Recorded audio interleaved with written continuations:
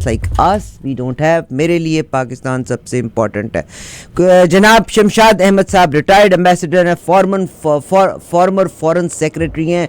आपने अपनी मुलाजमत की मुद्दत मुकम्मल होने के बाद रिटायरमेंट ली और उन्होंने कहा कि there are people who deserve for this position, उनकी तरफ वो चल दिए। एम्बेसडर हैं शमशाद अहमद और इनका कैरियर डिप्लोमेटिक, 40 साल तक इन्होंने डिप्लोमेटिक पोजीशंस पे सर्व किया, सर्विस फॉर पाकिस्तान। इसके अलावा वो कहते हैं permanent representative of Pakistan to the United Nations in न्यूयॉर्क। उनके साथ हम गुफ्तगू करा रहे हैं। सर आपका बहुत शुक्रिया। अस्सलाम वालेकुम वरहमतुल्लाहि वबरकातुहू। कैसे हैं आप? वालेकुम अस्सलाम। सर मैं आपकी एहसानमंद हूँ कि मेरी दरख्वास्त के ऊपर और जिस रास्ते ने मुझे मुकाम दिया कि मैं आप तक पहुँच सकूँ, आपसे बात हुई। आपका ज़िंदगी का 40 साल का तजुर्बा है visiting around the world and as an ambassador, and there are very many things in classified information which an ordinary person does not know which you know, but आप अपनी उन चीज़ों को हमारे साथ शेयर कर सकते हैं। सबसे पहले तो मैं आपको एक दफ़ा फिर से खुश आमदीद कहती हूँ। It's very late in Pakistan but thank you for your time. हाँ, अगर पॉसिबल हुआ, क्योंकि हमने ये इंटरव्यू 20 मिनट तक कंटिन्यू करना है, अगर आपका कोई शॉर्ट एंड स्वीट कॉल हुई तो will take your call, but I don't want to take very many calls.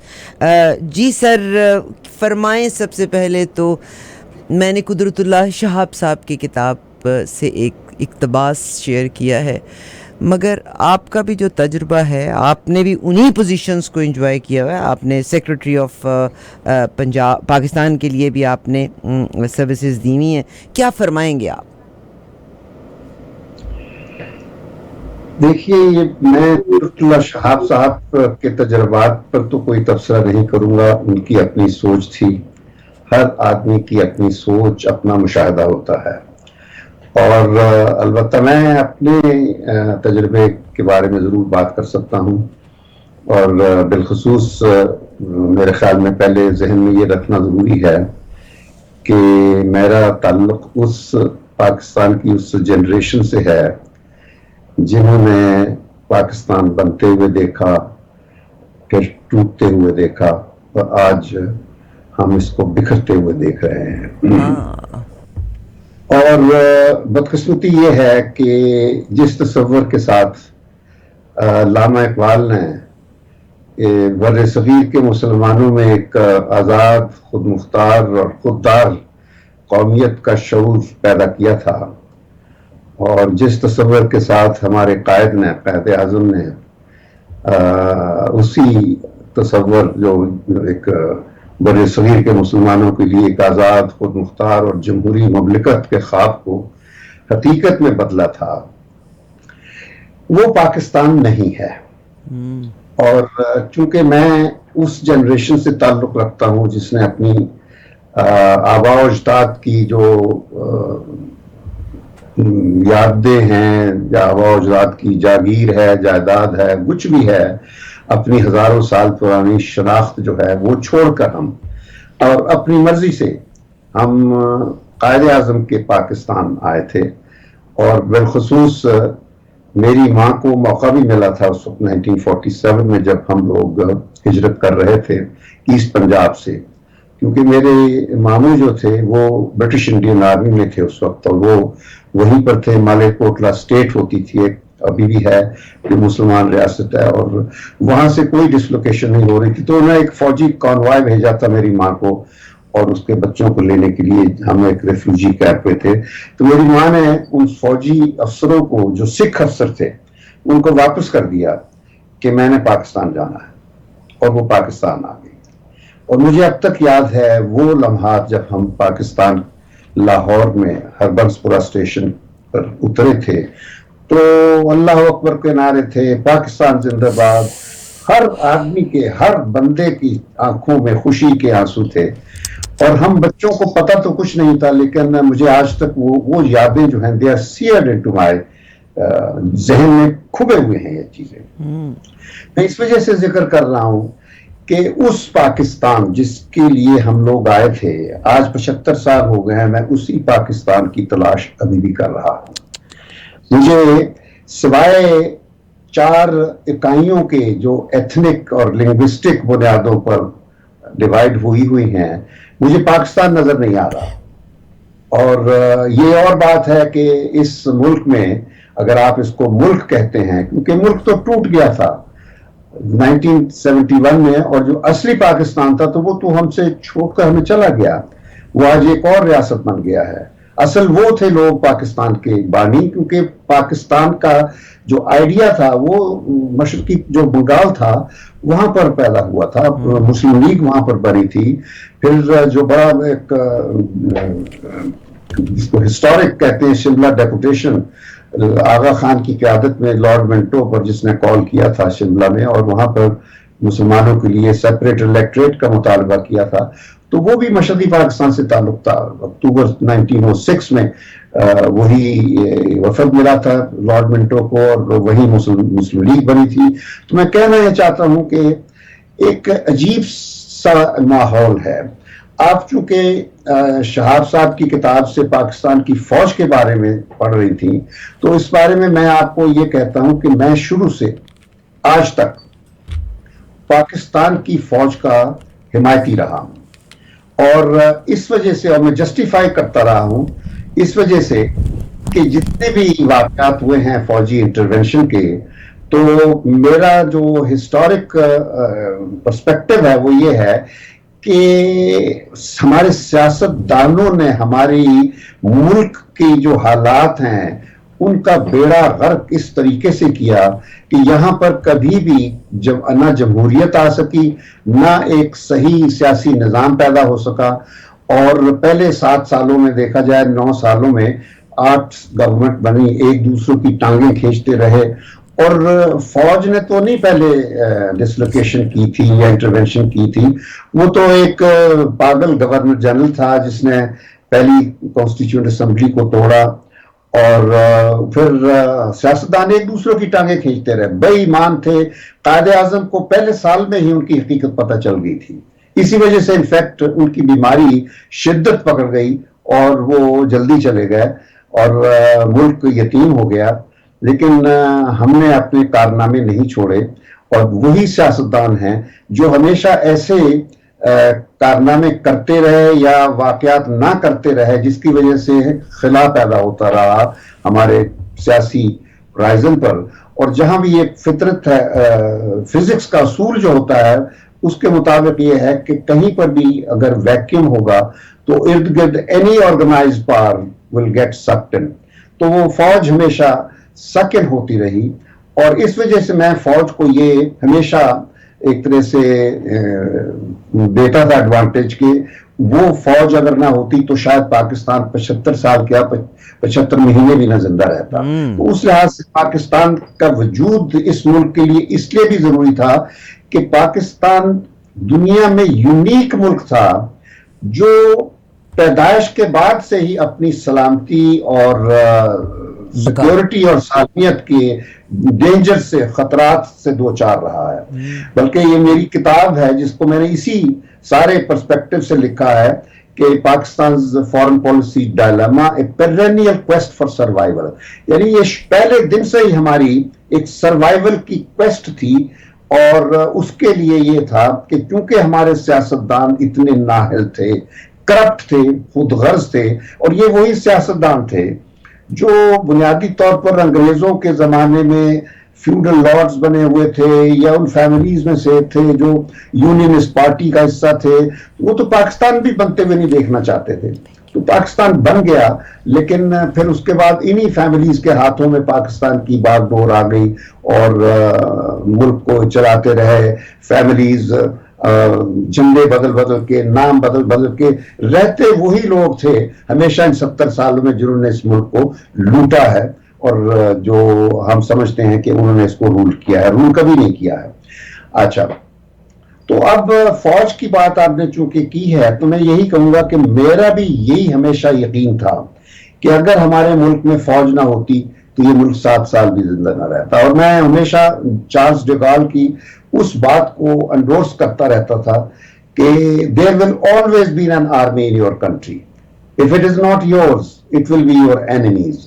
तो ये वाकयात तो हो गए। आपने देखा कि पाकिस्तान चूंकि पैदा होते वक्त एक वो जो साइमीज ट्विंस नहीं होते हैं, जो जड़वा दो धड़ बिल्कुल अलग होते हैं, जी सिवाय थोड़े बहुत लिटिल बिट ऑफ कनेक्शन, और हमारे केस में little bit of heart and mind connection था और कोई कनेक्शन नहीं था, बिल्कुल दो फिजिकली सेपरेट थे दोनों। तो उस वजह से हिंदुस्तान ने मौका जो था उसको एक्सप्लॉइट किया, हमारे सियासतदानों ने हिंदुस्तान को मौका दिया।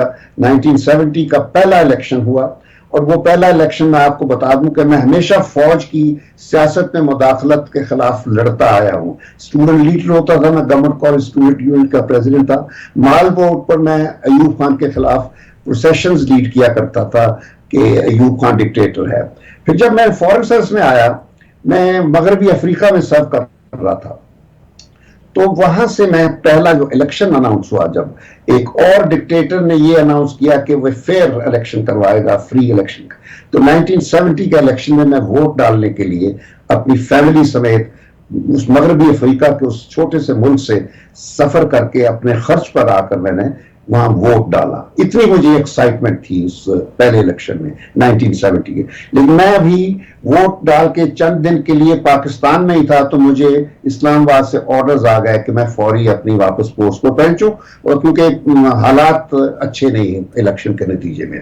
और क्या अच्छे नहीं थे, वो सिर्फ ये था कि जो नतीजा निकला वो हमारे सियासतदान वो लड़ पड़े, जो जिनको अक्सरियत मिली थी उनको इख्तिदार नहीं देना चाहते थे। तो जो असल वर्डिक्ट था उस पर अमल नहीं किया गया, और मुल्क विद इन मंथ्स उसके बाद 2 लाख हो गया, टूट गया। तो एक सियासी बहरान था जिसको उस वक्त के फौजी डिक्टेटर को एक सियासतदान ने वरगला कर, मैं हमेशा कहा करता हूं कि उसको वरगला कर इस्तेमाल किया, क्योंकि वो सियासतदान बिल्कुल उसने कह दिया था कि उधर तुम इधर हम, अगर वहां एक प्राइम मिनिस्टर होगा तो मगरबी पाकिस्तान में भी मैं प्राइम मिनिस्टर होऊंगा। उसकी सोच ये थी। तो जिसके बाद फिर पाकिस्तान टूट गया, और अब हालात ये थे कि वो जो साइमीज ट्विंस थी उनका धड़ तो इंडिया ने ब्रूटली काट दिया था, चीर के रख दिया था। लेकिन अभी हमें कुछ सबक नहीं आ रहा हमारी कौम को, हमारे हुक्मरानों को। अब तो जो स्टेक होल्डर्स भी हो गए, क्योंकि पिछले 20 सालों से जब से मैं रिटायर हूं मैं देख रहा हूं सारी चीजें। बदकिस्मती यह है कि हमारे यहाँ अदलिया और फौज दोनों इस किस्म के मामलात में इतने इन्वॉल्व हो गए हैं कि हर हुकूमत में उनकी चेंज में, तब्दीली में अमल दखल रहता है। और ये कोई पहली दफा नहीं हुआ जो अब हुआ है। और फिर ये भी जिस तरह कहा गया, इमरान ने कहा है कि जी अमेरिका ने साजिश की थी, तो मैंने इमरान को भी उस एक जलसे में जब वो वहां बुलाया गया था मुझे भी रिजीम चेंज पर, तो मैंने यही कहा था कि अमेरिका साजिश नहीं करता। अमेरिका ने अगर साजिश करनी होती तो वो हमारे सफीर को बुलाकर साफ ये ना कहता कि हमें तुम्हारा प्राइम मिनिस्टर पसंद नहीं है, और अगर आप उसके खिलाफ वोट ऑफ नो कॉन्फिडेंस हो जाता है तो हम ये करेंगे, अगर ये नहीं होता तो हम वो करेंगे। तो मकसद मेरा था कि अगर उन्होंने साजिश करनी होती तो वो हमारे सफीर को बुला कर ना करते। अलबत्ता ये है कि साजिश जो लफ्ज है वो अप्लाई हम पर खुद होता है, साजिश हम खुद अंदर से करते हैं। अमेरिका की ख्वाहिश थी कि इमरान खान शुड इसको डिसलॉज किया जाए, वो ख्वाहिश उसकी पूरी हमने की। हम दरवाजा अंदर से खोलने वाले हम खुद हैं, और वो कौन है उसका मुझे कुछ कहने की जरूरत नहीं है, सबको पता है। तो और ये कोई पहली दफा नहीं, हमेशा अगर आप पाकिस्तान की तारीख पर नजर डालें तो आपको नजर आ जाएगा कि हर दफा जब भी यहाँ हुकूमतें चेंज होती रही हैं वो बज़ाहिर बाहर के ममालिक की मुदाखलत रही है, लेकिन साजिशें अंदर से होती थी। वो लियाकत खान का कत्ल होता है तो वो भी उसका ताल्लुक जाहिर है कि रूस और अमेरिका की सियासत के साथ था, कि उसने रूस जाना था, अमेरिका पहले हो गया था, उससे पहले अमेरिका दावत नहीं दे रहा था, रूस ने हमें दावत दे दी थी। तो इस किस्म की चीजें होती रही, और इसमें हमारी जो अपने मुल्क की जो हमने जो विरसे में हमें सिविल मिलिट्री ब्यूरोक्रेसी मिली थी वो डायरेक्टली इन्वॉल्व रही है शुरू से। मेरा ताल्लुक ब्यूरोक्रेसी से रहा है, मैं 40 साल मुंसलिक रहा हूं, मैं सब बातें अंदर से जानता हूं। तो इसी वजह से ये गुज़श्ता यानी हर हुकूमत जब बदली है उसमें सिविल मिलिट्री इन्वॉल्वमेंट रही है। ये बदकिस्मती है, लेकिन मैं हमेशा समझता था कि ये जो डॉक्ट्रिन ऑफ नेसेसिटी होता है कि हमारी जरूरत ये है कि हमारे पास वो रवायत, वो ट्रेडिशन नहीं है जो इंडिया के पास थी पॉलिटिकल प्रोसेस की। इंडिया में 1950-51 में उन्होंने अपना आइन बना लिया था, हम 1956 तक आइन नहीं बना सके थे, 9 साल हम नहीं बना सके थे। तो मैं हमेशा सोचा करता था कि हमारे पास तजर्बा नहीं था जमहूरियत का। इंडिया में जो इलाकी रास्ते आइन सबके पास एक वो 100 साल की पुरानी पॉलिटिकल प्रोसेस की एक ट्रेडिशन थी जो मुसलमान इलाकों में नहीं थी, क्योंकि पंजाब और सिंध वो उस वक्त अंग्रेजों के पिट्ठू थे, फ्यूडल लॉर्ड्स थे, और इसी तरह फ्रंटियर और बलूचिस्तान अंग्रेज लड़ाइयां लड़ रहे थे, मिलिट्री कैंपेन्स कर रहे थे, जिसकी वजह से इन 4 सूबों में कहीं भी कोई पॉलिटिकल प्रोसेस रूट नहीं ले सका, और इस वजह से हम पीछे रह गए इसमें। मैं हमेशा ये अपने आप को क्रेडिट दिया करता था कि वक्त के साथ हम इसमें मैच्योर हो जाएंगे, लेकिन हमारे सियासतदानों असल वो जिम्मेदार हैं, क्योंकि वो हमेशा फौज के बगैर कभी कोई काम नहीं कर सकते, खुद नालायक होते हैं। और गुज़श्ता 20 साल में 2008 के बाद फौज हाथ से पकड़कर इनसे अच्छे काम करवाती रही है। हालांकि इन्होंने बहुत प्रोवोकेशंस दी फौज को, लेकिन फिर भी फौज ने कभी मुदाखलत नहीं की और उन्होंने टेक ओवर नहीं किया जिस तरह पहले होता रहा था। लेकिन ये जो हालिया तब्दीली में फौज की मुदाखलत हुई है, ये बहुत एक मायूस कुन वाकया था, क्योंकि इससे एक चलता हुआ हमारा प्रोसेस था हुक्मरानियत का, वो बिल्कुल ऐसे वाकयात से उसको बदल दिया गया जिसके नतीजे में पाकिस्तान आज बहुत ही खतरनाक मुकाम पर खड़ा है। और इस वक्त पाकिस्तान की आज़ादी खतरे में है, पाकिस्तान की मईशत खतरे में है, और मैं क्या बोलूं, मतलब है कि अब जितनी जल्दी हम वो गलती जो हुई है उस गलती को अगर हम लपेट सकते हैं किसी जल्दी से, तो शायद ये जो जितना डैमेज या जितनी कैजुअलिटी हुई है हमारी रियासत की, शायद वो खत्म बच जाए हम उससे।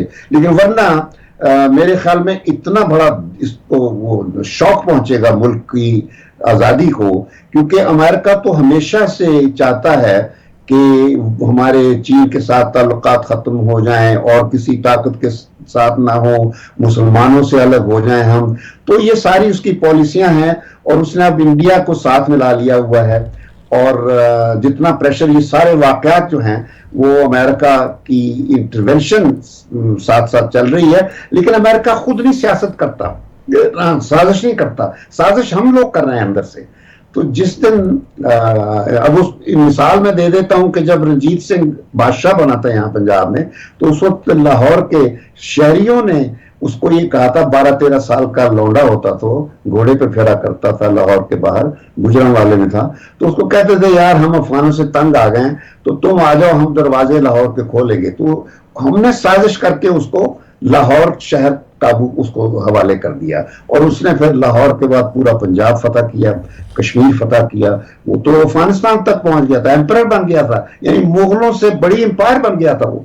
तो साजिशें जो है ना वो हम लोग करने के आदी हैं और बड़े माहिर हैं, बाइजेंटाइन इंट्रीग्स कुछ भी नहीं है हमारे मुकाबले में। तो इसी तरह मुगलों के जमाने में भी साजिशें होती रही, लेकिन पाकिस्तान के हवाले से फिर भुट्टो के जमाने में भी इसी तरह हुआ। उसके बाद भुट्टो के बाद ज़ियाउल हक आ गया, लेकिन ज़ियाउल हक किस तरह नहीं कि कोई यानी अमेरिकन नहीं लेकर आए थे, मगर अंदरूनी तौर पर हमारे जो वाकयात हो रहे थे, जिस तरह भुट्टो ने भी ये था कि पहली दफा हमारी सियासत में मजहब कोई इंडक्ट कर किया है किसी ने, तो वो भुट्टो था, जिसने सियासी पार्टियों को खुश करने के लिए ऐसे फैसले किए जिनसे फिर ज़ियाउल हक की जो फलसफा था वो फिर खुद ब खुद हमारे मुआशरे में सरायत कर गया, और वो फिर ज़ियाउल हक आ गया। ज़ियाउल हक के बाद अफगानिस्तान में रूसियों की मुदाखलत थी, और उस मुदाखलत की वजह से ज़ियाउल हक को मौका मिल गया अपने आप को तूल देने का, और लेकिन उसने किरदार अदा किया, क्योंकि अगर वो ना करता कुछ तो सोवियत यूनियन वो फिर ना सोवियत एम्पायर कोलैप्स होती, बल्कि सोवियत यूनियन गर्म पानियों तक पहुंच पाता। तो उस हवाले से मेरे ख्याल में पाकिस्तान के जनरल ज़ियाउल हक की वजह से वो खतरा टल गया, बल्कि दुनिया की तारीख इस तरीके से बदली कि सोवियत कोलैप्स के बाद फिर बर्लिन वॉल गिर गई, कोलैप्स कर गई, मशरकी यूरोप आज़ाद हो गया और मशरकी यूरोप जमहूरी हो गया, लेकिन मलबा जितना भी था उस सोवियत ऑक्यूपेशन का वो सारे का सारा पाकिस्तान और अफगानिस्तान पर गिरा, और अब तक वो मलबा हम पर ही है। मिलियंस ऑफ अफगान रेफ्यूजीज हैं। तो हमारे यहाँ हालात, ये सब इतनी कॉम्प्लिकेटेड सिचुएशन है, और इस दौरान में फिर न्यूक्लियराइजेशन हुई सब कॉन्टिनेंट की, उसमें भी फिर अमेरिका ने इंडिया के साथ मिलकर एक नेक्सस पैदा कर दिया जिसमें फिर डिस्क्रिमिनेटरी पॉलिसीज चल रही हैं, पाकिस्तान को हर चीज से महरूम रखा जा रहा है, इंडिया को हर फेवर दिखाई जा रही है, प्रेफरेंशियल ट्रीटमेंट दिया जा रहा है। तो ये सब बातें थी, चैलेंजेस इतने हैं हमारे। मैं समझता हूं कि हमने बहुत खुश उसलूबी से, कतई नजर इसके कि हमारे इतने प्रॉब्लम्स रहे, हमारी इतने मिलिट्री हुकूमतें रही, डिक्टेटर्स आए, और सियासतदान मुकम्मल नाकाम हुए, और उसके बावजूद पाकिस्तान न सिर्फ ये कि कायम रहा बल्कि मजबूत भी होता गया, न्यूक्लियर ताकत बन गए, छठी ताकत बन गए। फौज जिस तरह आप जिक्र कर रही थी अभी आरफा, जबकि पाकिस्तान की फौज दुनिया में बेहतरीन है, बिल्कुल है। मैं समझता हूं हमें फख्र होना चाहिए हमारी फौज पर। ये अब जो कुछ हुआ है, ये मैं किसी इंडिविजुअल के बारे में नहीं कुछ भी कहूंगा, क्योंकि हमारा जो बतौर इदारा जो है फौज, वो एक बहुत बड़ी अहमियत का हामिल है, और इस वजह से हमने उसको मजबूत ही रखना है, उसको कमजोर नहीं करना। और अल्लाह करे कि ये जो मौजूदा बुहरान है ये अच्छे तरीके से खत्म हो जाएगा।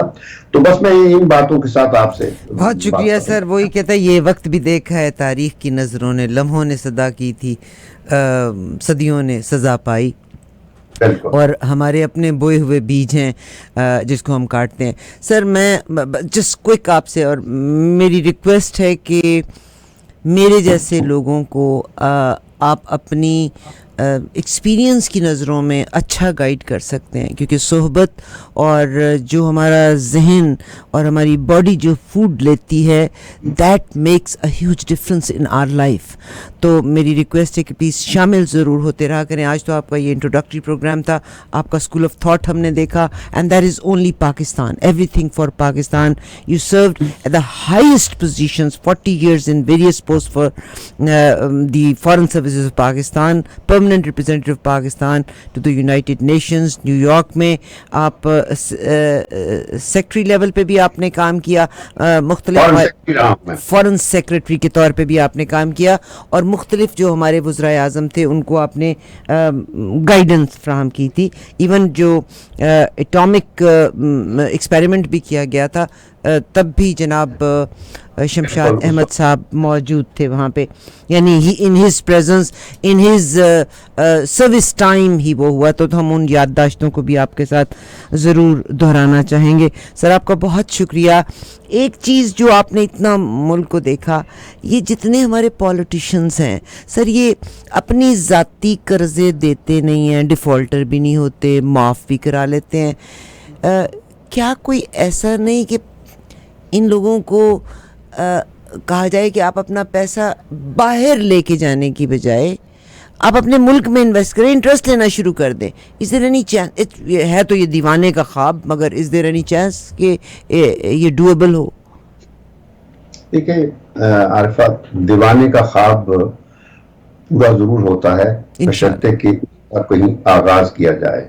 हमारे यहाँ क्योंकि सियासतदानों का पूरा जो टोला है वो खाओ पियो वाला टोला है, और वो सवाल ही पैदा नहीं होता कि कोई भी वो इस किस्म का। आपने देख लिया कि एक पिछली हुकूमत ने कोशिश की थी कि हमारे सिस्टम में ऐसे कानून लाए जाएं, लेकिन अब वही कानून फिर उनको अनडू किया जा रहा है, रिवर्स कर दिए गए सारे के सारे। बिल्कुल सर, नैब के कानून को जो तब्दीली किया, मेरा ख्याल है कोई माई का लाल कितना भी चीते का दिल पैदा करे, वो कभी किसी की शिकायत ही नहीं करेगा। क्योंकि इस वजह से तो हुआ ना कि पिछली हुकूमत ने एक आगाज किया था उस कैंपेन का, जो कि बहुत दिहाइयों से कौम इंतजार कर रही थी कि कब ये लूट मार खत्म होगी।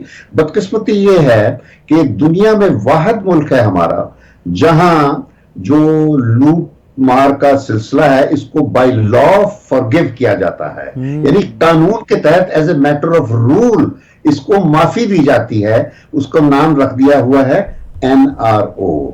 तो वो मुशर्रफ के वक्त में भी और उसके बाद भी इस किस्म के सिलसिले चलते रहे हैं। तो इसका सिर्फ इलाज एक ही है और वो ये है कि हमें अपने जो सिस्टम है उसको एक बड़ी सर्जरी करके बदलना पड़ेगा। और इस किस्म की कार्रवाई के लिए 1 साल 2 साल की नहीं, क्योंकि जिन रियासतों में ट्रांसफॉर्मेशन हुई है बड़े लेवल की, वो वहां कोई कम से कम 20-25 साल लगे। सर इवन म्यूटेशंस का अगर आप जिक्र कर लें, there is not an overnight procedures. ये जो डायनासोर्स थे खत्म हुए, म्यूटेशंस होती हैं, it is over the period of time. बस मिसालें दे लीजिए, China, Korea, Malaysia, Singapore, Indonesia भी ले लीजिए, जापान, ये सब रियासतें दूसरी जंग अजीम के बाद और कोरिया की जंग के बाद तबाह हो गई थी, लेकिन उन्होंने रिकंस्ट्रक्ट और रीबिल्ड करने के लिए कोई भी 3-4 साल के अरसे में नहीं हुआ, 20-25 साल के बाद वो उभरी हैं, ट्रांसफॉर्मेशन हुई है। और तो और आपने रवांडा का नाम अक्सर सुना होगा, मैसेकर जो हुआ था 1990-1945 में। तो हमारे अपनी जमाने की बात है, बल्कि हमारे कुलीग होते थे जो वहां UN की तरफ से गए थे, शहरयार खान। तो मैं कहना यह चाहता हूं कि वहां पर एक दुबला पतला सा जर्नैल आया डिक्टेटर के तौर पर, और उसने 15 साल में उस रवांडा को इतना बदल दिया है, न सिर्फ इकोनॉमिकली बल्कि उसने वो जो एथनिक वहां पर एक राइवलरी थी, एक हुटू और टुटसी कबीले जो थे लड़ते थे, वो सब कोहिजन पैदा हो गई है और हार्मनी पैदा हो गई है। हमारे यहाँ जो फासले हैं वो बढ़ते जा रहे हैं, डिवाइड जो है वो मुझे याद आ गया कि जवाहरलाल नेहरू ने 1946 में सितंबर में, जबकि वो फॉरेन मिनिस्टर थे इंटरिम गवर्नमेंट के, तो उन्होंने ये कहा था कि ये जो बातें हो रही हैं आजाद रियासतों की, तो ये there be nothing but culturally autonomous entities. और देखिए उसने तो बात कर दी थी, और ना इंडिया को, ना इंडिया की किसी गवर्नमेंट को इस बारे में कोई उन्होंने कोशिश की कि हमें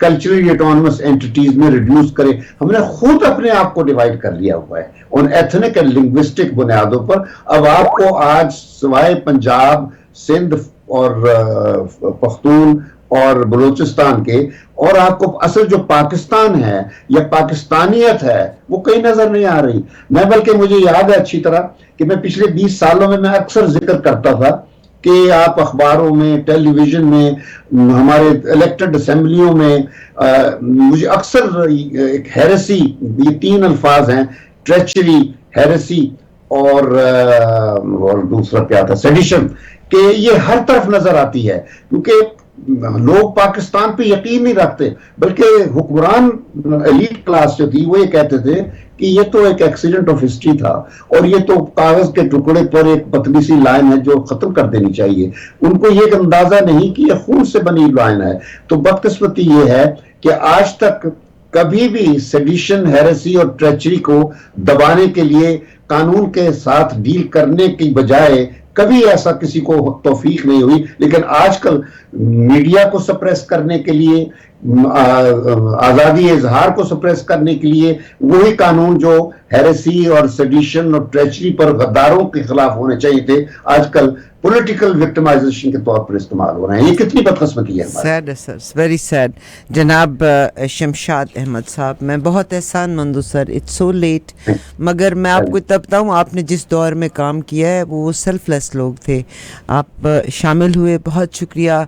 मैं आपका जिक्र करती हूँ, मैं नफीस ज़करिया साहब, सच एन एग्जेक्टिव पोजीशन, रात को 3 बजे भी वो प्रोग्राम में हमारे लिसनर्स के लिए शामिल हुए, just to tell us what is happening around, what is happening in Kashmir.